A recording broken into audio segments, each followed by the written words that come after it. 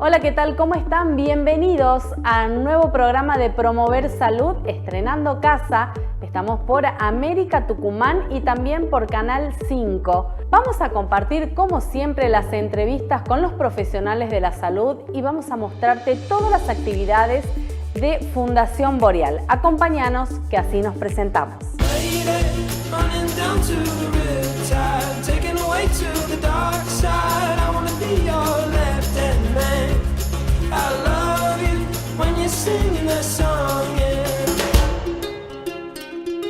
Y en el programa de esta semana nos acompaña el odontólogo Matías Kacharovsky. Con él vamos a hablar de uno de los trastornos del sueño, de la apnea y la hipoapnea. Acompáñame. Hola doctor, ¿cómo está? Bienvenido al programa. Buenas tardes, muchas gracias a ustedes nuevamente por la invitación a este espacio que es muy bueno para la información. Bueno, doctor, uno de los temas que quedó pendiente en la entrevista anterior tiene que ver con apnea e hipoapnea. Cuando nos referimos a estos términos, ¿de qué hablamos? Esto está muy relacionado con el área nuestra y con el equipo multidisciplinario, ya que esto es la SAO, que es el síndrome de apnea obstructiva o hipoapnea obstructiva del sueño. ¿Esto qué significa? Es una alteración que se produce por los músculos respiratorios que están involucrados. La lengua es un órgano que está compuesta por 8 músculos pares y 1 impar. También está influenciado el paladar, que tiene 5 músculos, o sea, 5 de cada lado, que serían 10 en total, ¿sí? Esto es muy importante porque tiene en su desarrollo, puede estar en las diferentes etapas de la vida, ya sea en la etapa de la niñez, en la adolescencia o en la condición de adulto, tiene diferentes asociaciones a patologías que pueden ser mucho más de una evolución que puede trascender o que se puede establecer según el tratamiento. ¿Cuál es el grado de influencia que tiene o por qué se debe recurrir o consultar al odontólogo? Bueno, para saber esto tenemos que diferenciar la apnea de la hipoapnea y de la disnea. La apnea es la obstrucción total del flujo de aire en la respiración. Esto se puede ver por los factores que te dije, ya sean musculares o también puede ser por estímulos neurológicos o estructurales de la cavidad en sí, ¿sí? Como ser amígdalas grandes, tener un crecimiento normal de la amígdala, un crecimiento normal de la lengua, mala posición dentaria, que está relacionado íntimamente con el odontólogo, hacer una cavidad bucal desde los pilares anteriores de las amígdalas hasta toda la parte bucal, está asociado con el odontólogo. Para diferenciar estos, la apnea de la hipoapnea de la disnea es una traducción de la sensación de pérdida de la respiración, ¿sí? Mientras que la apnea y la hipoapnea es la obstrucción o previa o relacionada con lo que te acabo de desarrollar. Esto está siempre relacionado a nivel del sueño, ya que la posición que todos tenemos al dormir generalmente es en posición horizontal, en decúbito. La lengua y los músculos asociados se encuentran con el cambio posicional y posterior, la gravedad hace que se vaya hacia atrás. Entonces, sumado con otros factores como la mala posición dentaria, el no seguimiento al nivel del fonoaudiólogo de la posición y de un hábito, se pueden producir estos episodios. Bien, doctor, a partir de la consulta con el odontólogo en este caso, ¿cuáles son los pasos a seguir o cómo se trabaja con este paciente? Bien, esta rama el odontólogo lo tiene que diagnosticar, pero siempre es bueno tratarla con el equipo de ya sea ortodoncia, ortopedia y con el cirujano, porque hay diferentes etapas. Se puede tratar con la aparatología. ¿Qué sería la aparatología? Se hacen dispositivos siempre y cuando la articulación temporomandibular, que es la articulación que está íntimamente relacionada con la movilidad de la mandíbula y con los movimientos masticatorios, estén en una posición que no produzca un mayor riesgo. Después de esto, siempre tenemos que ir acompañados con el fonoaudiólogo, ya que el momento de la respiración, la fonación y la deglución puede traer un factor agravante que puede estimular a un mal posicionamiento y que al irnos a dormir, esto determine la apnea. Como te decía antes, esto es la obstrucción parcial. Nosotros los profesionales, ¿cómo llegamos al diagnóstico de esto? Se puede hacer estudios, pero generalmente lo más común es el ronquido que presentan las personas. Generalmente todos dicen cuando la persona está muy cansada, ronca. No, esto no tiene absolutamente nada que ver. La relación entre el ronquido y el cansancio puede que te relaje mucho, pero hay periodos en el sueño que hay que respetarlo y por eso hay que determinar cuál es la influencia que tiene esto con el sistema estomactonático. ¿Cuál sería el rol que cumple cada uno de estos profesionales en un tratamiento, por ejemplo? Y bueno, nosotros acá en el CMC tenemos un equipo profesional que está abocado a todas las patologías en la que yo estoy sumado que como cirujano maxilofacial, donde se van determinando las etapas en la cual se encuentra el paciente. Si el paciente viene con un trastorno de ATM, con un signo, el signo es lo que se ve en el estudio y el diagnóstico, y los síntomas que él nos dice que se levanta en los diferentes horarios por la noche, con la boca seca, con dolor de garganta, con ronquido, con una voz más bien seca, esto quiere decir que hay síntomas. Los signos son evidentes ya que son generalmente pacientes con respiración bucal, con mala posición dentaria, y está muy relacionado también con los hábitos que tenemos en la niñez, ya que el uso del chupete extendido, el biberón, puede determinar todas estas patologías. En caso de niños, ¿lo detectan los padres? ¿Se trabaja de manera diferente a un adulto? El trastorno, por eso es un síndrome, está asociado con múltiples factores. Generalmente, el paciente, cuando es niño, ya comienza con los primeros signos. Por eso, siempre tener los primeros diagnósticos con un odontopediatra, porque es la primera relación que tiene el paciente. Si el odontopediatra no hay un acompañamiento, es el típico miedo al dentista o al médico. ¿Por qué? Porque hay una mala base ante el tratamiento del profesional indicado. ¿Y estos tratamientos son a largo plazo? ¿Son con resultados inmediatos? ¿O depende de cada caso? Yo lo divido en esta forma, en 3 periodos. Hay periodos donde recién comienza el paciente y en el periodo entre la niñez y la adolescencia donde hay un cambio funcional y puede haber un cambio estructural. Se pueden usar diferentes dispositivos siempre y cuando no haya una discrepancia excesiva en el fundamento dentoesqueletal, ¿sí? En el caso que el paciente ya pasa la etapa de coordinación de ortopedia, ya se pasa al segundo nivel, donde se tiene que planificar un tratamiento integral y multidisciplinario y ver si con el otorrino, con el fonoaudiólogo, con el neurólogo y con el neumonólogo, a ver si hay una discrepancia a nivel funcional. En la tercera etapa está la cirugía, que es la cirugía de corrección de los maxilares, que generalmente está asociado a la mala posición y por eso se obstruye el conducto respiratorio y produce esta apnea. Esto se determina a través de diferentes estudios, pero el que más pido y es donde más se ven los procesos es en la polisonografía, que te determina los episodios que tiene en el estudio de la noche el paciente, y hay diferentes clasificaciones. Si son entre 5 a 10, extremadamente básico e intermedio, y en la avanzada es cuando lleva a más de 15 episodios. Por último, la recomendación y para cerrar, de la importancia que tiene la consulta temprana al profesional. Es lo más importante, ya que teniendo un diagnóstico preventivo se puede dar un tratamiento efectivo. Muchas gracias por acompañarnos. Muchas gracias nuevamente a ustedes. Lo invito nuevamente a que juguemos en casa, pero no me adelante la respuesta. ¿Qué trastorno produce obstrucción crónica de las vías respiratorias? ¿El resfrío, la rinitis o el asma? A la vuelta tenemos la respuesta. A jugar en casa. Ya volvemos.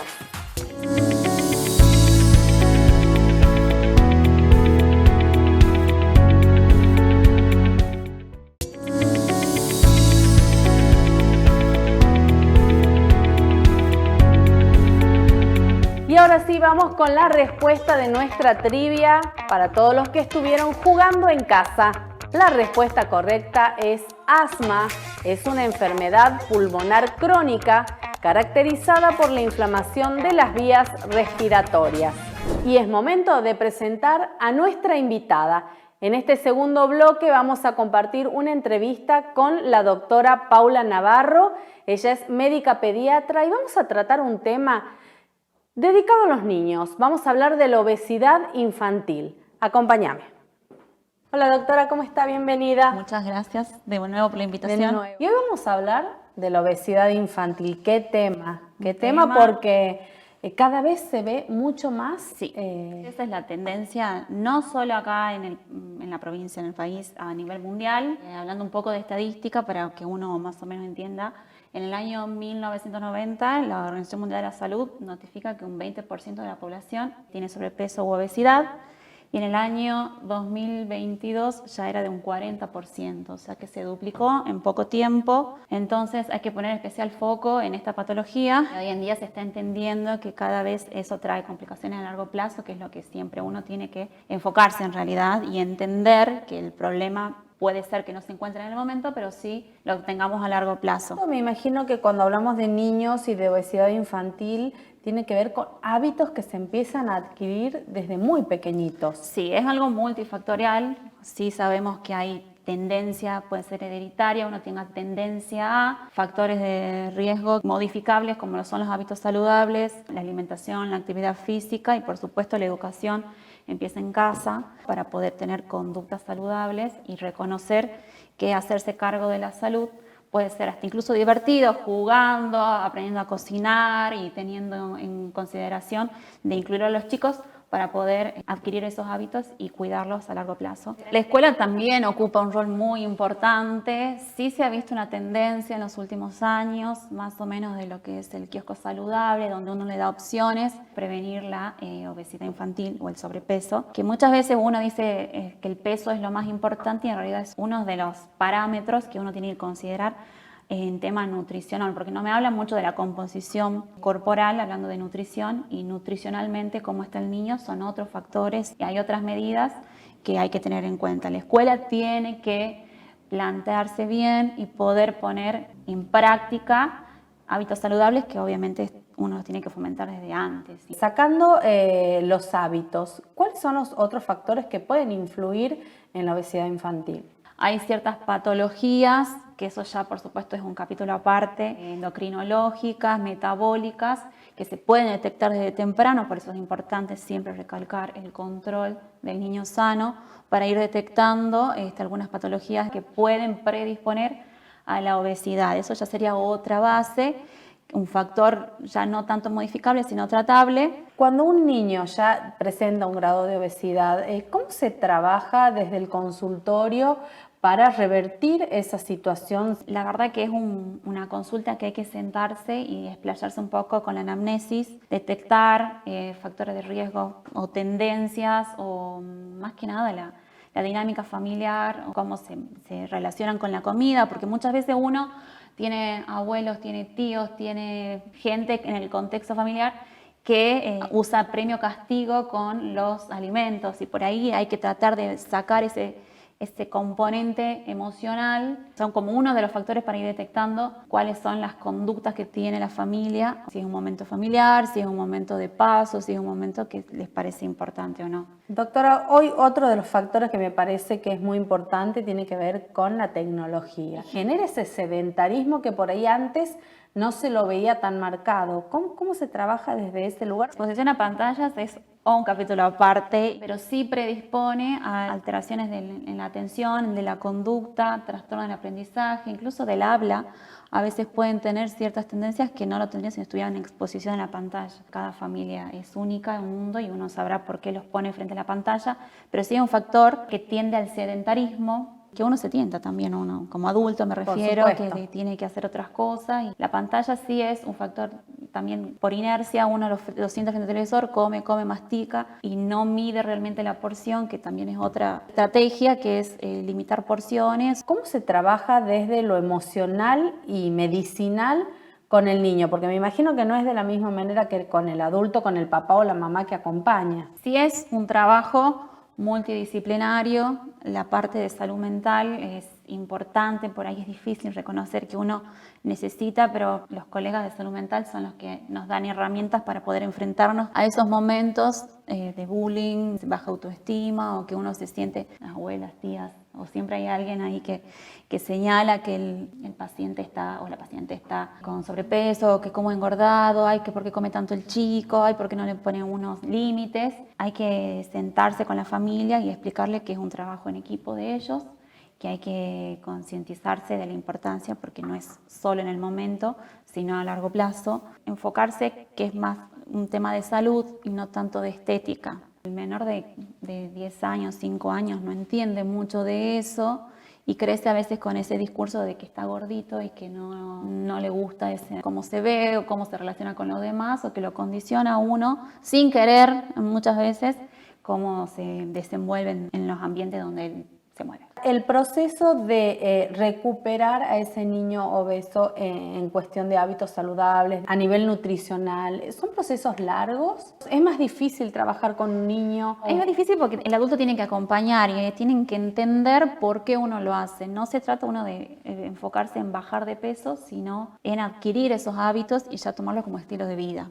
Concientizarlos de que es por la salud, como decía antes, hacerlos partícipes cocinando, eligiendo los alimentos. Bueno, buscar crear hábitos saludables desde lo lúdico. Sí, es difícil porque uno no lo ve de tan chiquito, como puede ser más adelante, pero sí está comprobado que la obesidad en la edad infantil puede relacionarse con la edad adulta, también con la obesidad en adultez, dando todas las enfermedades no transmisibles que ya sabemos que son la obesidad, la diabetes tipo 2, el síndrome metabólico, que a su vez trae otras consecuencias a nivel respiratorio, metabólico, endocrinológico. Así que es algo que uno se tiene que hacer cargo. El consultorio es un lindo momento para llevar dudas o preguntas y bueno, hay gente que trabaja y estudia mucho de eso para recomendar también, para ser más específico en la consulta con el especialista. Bueno, muchísimas gracias, doctora, por habernos acompañado. Muchas gracias.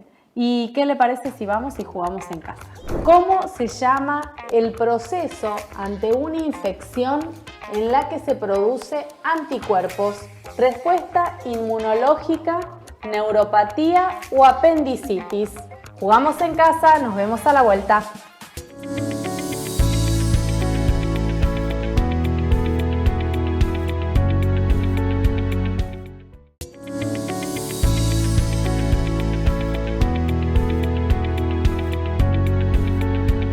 Y ahora sí empezamos este tercer bloque con la respuesta de nuestra trivia. La respuesta es inmunológica. Es la capacidad del cuerpo para reconocer y combatir sustancias extrañas o dañinas como bacterias, virus y otros gérmenes patógenos. Y ahora sí, después de jugar en casa, seguimos con las actividades de Fundación Boreal.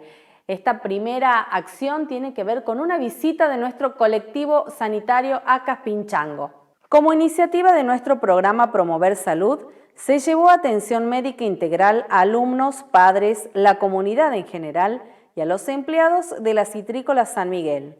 Se destacó en esta oportunidad al gran equipo de profesionales que acompañó. En el marco de la visita del colectivo sanitario, se brindó un espacio dedicado a la salud emocional y social. Y ahora sí, vamos con otra de las actividades que realizó Fundación Boreal, que está vinculado al bienestar a través de los hábitos saludables. En el Club Castañares, en la provincia de Salta, se realizó una jornada transformadora, donde la salud y la alimentación se convirtieron en protagonistas. Se generó un espacio de aprendizaje, conciencia y conexión con el objetivo de impulsar hábitos saludables, mejorar el rendimiento deportivo y cuidar nuestro bienestar desde la alimentación. Y de Salta nos vamos a la otra punta, viajamos hasta la provincia de Mendoza para conocer esta actividad que desarrolló Fundación Boreal a través del programa Promover Salud. Junto a esta fundación se inició la primera jornada de Ver para Sentir. Durante esta jornada se realizaron chequeos oftalmológicos gratuitos en la comunidad de Perdriel.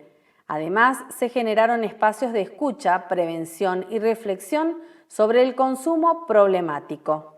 Y ahora sí llegó el momento de decir hasta pronto. Nos vamos a reencontrar la próxima semana, en 7 días nada más, con una nueva propuesta de Promover Salud a través de América Tucumán y de Canal 5. Como en cada semana vamos a acercarte a todos los profesionales de la salud para que junto a ellos aprendamos a cuidarnos y a adquirir hábitos saludables a través de la prevención y la concientización. Que tengan una excelente semana. Nos vemos en 7 días. Chau, chau.